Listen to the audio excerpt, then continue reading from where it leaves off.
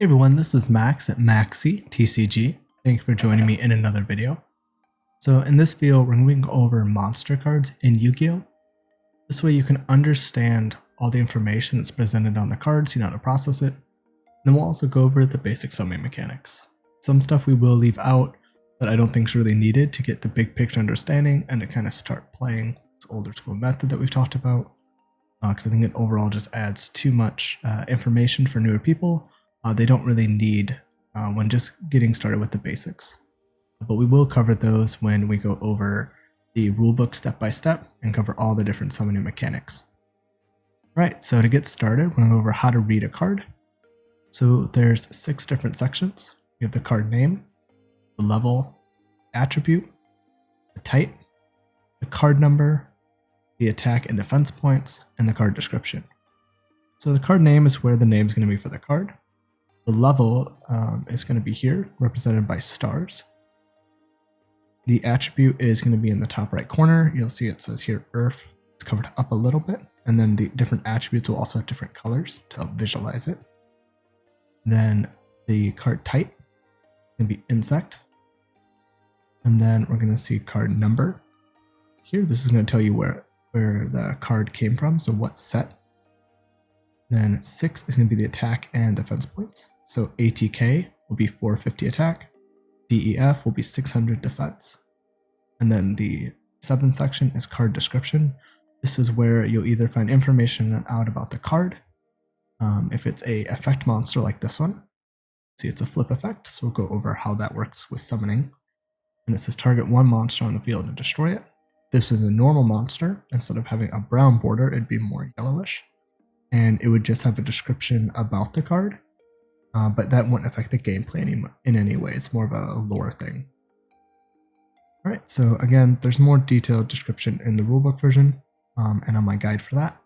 But that just kind of covers the basic aspects of what we're going to be looking into.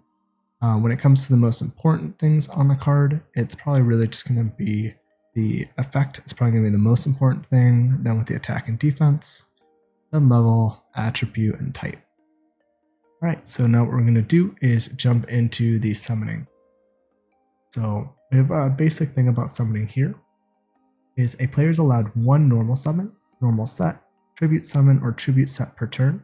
There's no restrictions on how many special summons a player can make in a turn.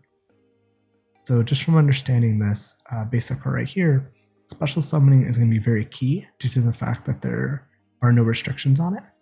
If you have different ways to special summon monsters, that's going to be really big. Where normal summon, normal set, tribute, or tribute set are restricted to 1. So we're going to jump into normal summoning. It's the most basic and probably important summoning mechanic to get down first. We'll have here you can normal summon any monster in face-up attack position that is level 4 or lower, unless it's stated on the card that it cannot be normal summoned / set. So some cards will say they can't be normal summoned or set, which means they must be special summoned by an effect. I'm going to get to that once we get to special summoning. And for normal summons, it has to be level 4 or lower. So we talked about the stars, the man-eater bug we looked at that's in a lot of these pictures, and that was on the first page is level 2. This monster, Le Jinn, the mystical genie of the lamp, is a level 4. So level 4 or lowers can be normal summoned without tributing, which means higher level monsters need a sacrifice before you can actually play them. Get to those when we get to tribute summons. So when you're looking for a normal summon, you just want to make sure that you have your monsters levels understood. So 4 or lower, you're good to go. You can face it in face-up attack position. So a monster's position and the way they're placed on the field will indicate to you visually if they're in attack or defense. So if we look at the Le Jinn right here that's on the field, it's going vertically up and down. So that is in attack position. The monster is horizontally positioned on the field. That is defense positions, like in this flipped face-up section, or man-eater bug, that's in defense. And what we noticed here, when you normal summon a monster, it must be in attack mode, which means by doing this, you are more susceptible to damage, where when you place a monster in defense position, you aren't going to actually take any battle damage from monsters attacking into them unless they have a piercing effect, which will state on the card in the card description that it will do piercing damage which is like the difference between the attack and the defense point. Alright, so now we'll get to normal set. So a normal summon is how you get your monster into face-up attack position. Normal set is how you get your monster into defense position. So a normal set is not considered a summoned monster since it is face down. You can normal set any monster in face down defense position that is level 4 or lower unless it's stated on the card that cannot be normal summoned or set. Monsters that have flip in the effect must be set before their effects can be activated. So one thing you might notice if you've ever watched the show, they do let them like normal. It's not even a set, it's like a normal summon in defense mode. In some of the TV show episodes, especially on like GX series, that is not allowed. You'd only be able to do that if you were special summoning. So with this, the only way you can get your monster into defense mode immediately when playing it is by setting it onto the field. And this is placing it face down. In modern Yu-Gi-Oh, setting monsters isn't generally ideal because it's a pretty slow mechanic. But in old school Yu-Gi-Oh, and kind of what we're focusing on for the basics, it can be a pretty strong mechanic. So if we look at the card we have here, and what's said in the description about flip effects, they must be set face down or their effects can activate. So Man-Eater Bug has a flip effect that when it's flipped face up, you can target one monster on the field and destroy it. What we're going to do in the next sections is cover different ways that a monster can be flipped face up for a flip effect. And that's what we're going to be moving to next. Alright, so flip summons. A monster cannot be flip summoned in the same turn that it was normal summoned, that was normal set on the field. You cannot use most monster effects until they are face up. You can change a face down defense position monster into face up attack position without using a card effect. This is called a flip summon. When you flip summon, you cannot change the monster to face up defense position, only to face up attack position.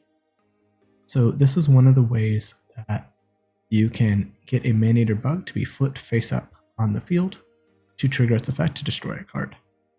A couple things with flip summons. One, they're a little slower because you're going to have the card set for a turn first. So in this case, you would set your monster, and then when it goes back to your turn, you can then flip summon it face up, which will then cause its flip effect to activate to target a card in the field and destroy it. If you notice here, when a monster is placed face up on the field, it is a summon.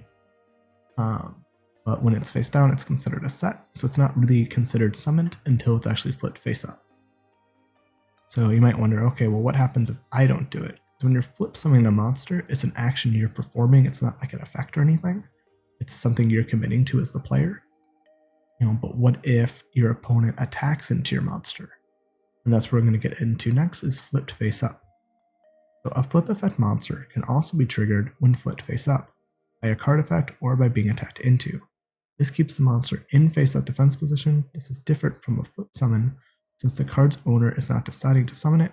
This is forcing the card to be revealed due to an action taken in the game. This still causes the card's flip effect to trigger.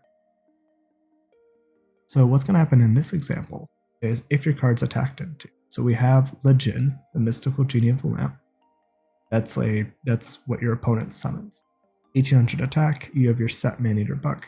What would happen is if your opponent attacked with Jin, they would attack into your set monster, you would flip it face up. We'll get to this later, but you would perform damage calculation. That would be where once it's flipped face up and the target for the attack has been declared and you've attacked, you would compare the attack points of the attacking monster to the defense points of the defense monster. You decide if there's any damage and what would happen to the card. Man-Eater Bug's effect would trigger, and this would make it so that way it can destroy a card on the field. So you could destroy Jin, and your Man-Eater Bug would die. Because the Man-Eater Bug only has 600 defense. So being flipped face up is another way this can happen. This can also happen with a card effect. So if your opponent has a card effect that flips monsters face up, that can also trigger your card. So it's a little different. The nice thing with this is it does keep your monster in defense mode, so your life points are safe when they attack into it. And now we will move on to the next section. Tribute summon or tribute set. So a tribute summon is when you send a monster previously on the field that was not normal summoned or normal set this turn to the graveyard. Summon a monster level 5 or higher. Level 5 and 6 monsters require 1 monster on the field for tribute. Level 7 and 8 monsters require 2 monsters on the field for tribute. If you tribute summon in face down defense position, it is called a tribute set. A monster tribute set on the field is not considered summoned. So in this example here, we have Legend, the Genie of the Lamp. We're assuming this card was normal summoned in a previous turn. During your opponent's turn, they weren't able to remove it from the field. So maybe they just set a card. Now during your turn, once it goes back to you, you are allowed, instead of normal summoning, to actually tribute summon. Summon Skull only has 6 stars, so it would only require 1 tribute to be able to get it onto the field. So you would send your Legend, Mystical Genie of the Lamp, to the graveyard, and then you would tribute summon the Summon Skull. This would then allow you to summon this monster. But once you tribute summon, you're not allowed to normal summon or normal set. So you have to remember that's kind of like your one and only summon of like the hard once per turn summons for that turn. So usually tribute summon monsters, since they require sacrifice, are stronger than normal summon monsters and will usually have higher attack. In modern Yu-Gi-Oh! Tribute summoning isn't as big of a thing, but especially in older school Yu-Gi-Oh! It is a pretty big deal and a good way to get stronger monsters onto the field. You don't want to have too many, because since they're monsters that you can't summon inherently, like level 4 lower monsters, if you have too many in your deck, it could cause you to have bad hands, where you draw too many high level monsters and you can't play anything. Even though you have these strong monsters, if you can't get them onto the field, they're not going to do anything. So you want to have a good balance. Usually in this situation, you'd only have between 1 and 3. I would say between 1 and 2 is the best option for tribute summons. And then next we have our last summon mechanic, which is special summon. Monsters can be special summoned by 2 methods. The first is by a card effect. In this example, Monster Reborn is choosing a monster in either graveyard and special summoning it to the field. The second method is through combining monsters together to make a new monster. These are special types of monsters that have their own mechanic and will be covered in more detail in the rulebook. So in this example, you're going to activate Monster Reborn in your spell and trap zone. We'll get into this more when we get to spell and trap cards. But what this card does is it allows you to special summon a monster in either grave. So if your opponent has a monster you want instead, you can target that monster, or you can target your own monster in the grave. What this will do is you will then target that monster and then summon it onto the field. Because this is a special summon, it doesn't go towards your like once per turn hard summoning mechanics, like a normal summon or a tribute summon. So you can then use this monster as a sacrifice to summon Skull in that turn. You could also use this to normal summon another monster to be able to get multiple monsters on the field. So special summoning is a really key part for getting multiple monsters onto the field. It can be great for overwhelming your opponent. Especially a card like this is really great for kind of, to change the tide of a duel by getting a stronger monster than what your opponent can deal with. So one thing to point out with special summoning here, this is by card effect. The second method we mentioned is through other extra deck summoning mechanics. Those are the parts we're going to be leaving out just for this section, because I think once you start diving into some of these, it can get a little bit overwhelming for newer players. And when we go through the rulebook, we'll cover all of those in detail, step by step, to make sure they make sense, because some of them can be a little confusing, especially to newer players. Right, so that covers all of the different basic summoning mechanics in the game. I hope that was helpful. If it was, make sure you like, comment, and subscribe. And stay tuned for the next video, where we're going to go over spell and trap cards. Understand the difference between the two, the roles they play in a duel, and how they actually work in the duel, and how to go about activating them. And we'll have descriptions and visuals just like in this demonstration. Right, well, I hope I get to see you in the next video, and we'll see you there.